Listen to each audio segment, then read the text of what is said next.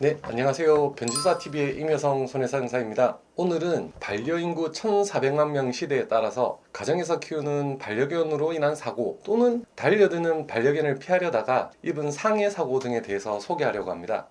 반려견을 키우는 인구가 점점 늘어남에 따라서 이로 인한 사고가 예전보다 많이 빈번해지고 있고요. 피해 사례가 많이 늘어나자 2021년부터는 맹견에 대하여 책임보험 가입을 의무화하였고, 책임보험을 가입하지 않으면 과태료를 부과하도록 규정하였습니다. 이는 맹견을 키우는 소유자에게 보험 가입을 강제하여서 피해자를 보호하려는 취지로 보이는데요. 의무보험 가입 대상이 아닌 가정에서 키우는 일반적인 반려견 사고가 발생한 경우에 내가 가입한 보험 중 어떤 보험을 통해서 처리하여야 하는지에 대하여 설명드리려고 합니다. 우선 본인이 반려견을 키우시는 견주 입장이시라면 내가 가입한 보험 중에서 일상생활 배상책임 보험 특약에 가입되어 있는지 우선적으로 확인해 보셔야 합니다. 반려견을 키우다가 발생한 사고도 일반적인 일상생활 범주에서 일어나는 사고로 보아서 이 특약에서 피해자인 상대방에게 손해배상을 해주는 담보인데요. 이 특약의 경우에는 대부분 장기보험이나 화재보험, 운전자보험 이러한 상품들의 특약으로 가입되어 있는 경우가 많고, 대부분 생명보험사보다는 손해보험사에서 담보되는 경우가 많습니다.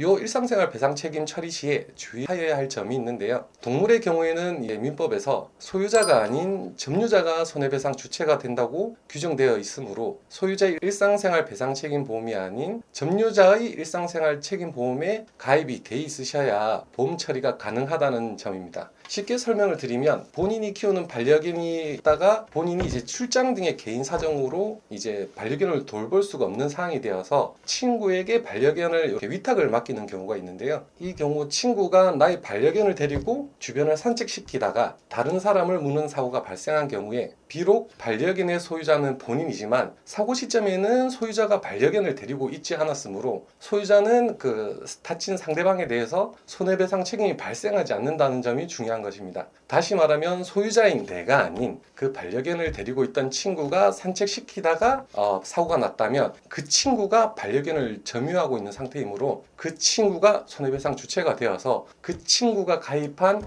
일상생활 배상책임 보험에 접수하셔야 처리가 가능하다는 점을 꼭 말씀드리고 싶습니다. 그리고 반대의 경우에 내가 길을 가다가 갑자기 다른 강아지가 물려고 본인에게 달려들어서 내가 개물림 사고가 있거나 이를 피하려고 막 뒷걸음질을 하다가 강하게 뒤로 넘어졌다, 그래서 요추가 골절되는 사고 등이 발생했다면 어떻게 보상을 받아야 되는지에 대하여도 간단히 설명드리겠습니다. 교상의 경우에는 대부분 봉합으로 치료가 끝나시기 때문에 치료비 그리고 흉터에 대한 향후 치료비, 위자료 등을 청구할 수가 있고, 혹여나 그 교상 부위가 안면부 등의 노출 부위라고 하면 추상장애에 대한 휴장애 진단서를 제출하여서 여기에 대한 일시수입 청구를 손해배상으로 받으실 수가 있고요. 예를 들어 교상이 아닌 이를 피하려다가 넘어져서 골절의 상해를 입었다, 그런 경우에는 반려견이 달려드는 행위와 내가 넘어져서 입은 상해 간의 인과관계가 있으므로 이에 대해서 그 동물을 점유하고 있던 점유자에게 손해배상을 청구할 수 있고,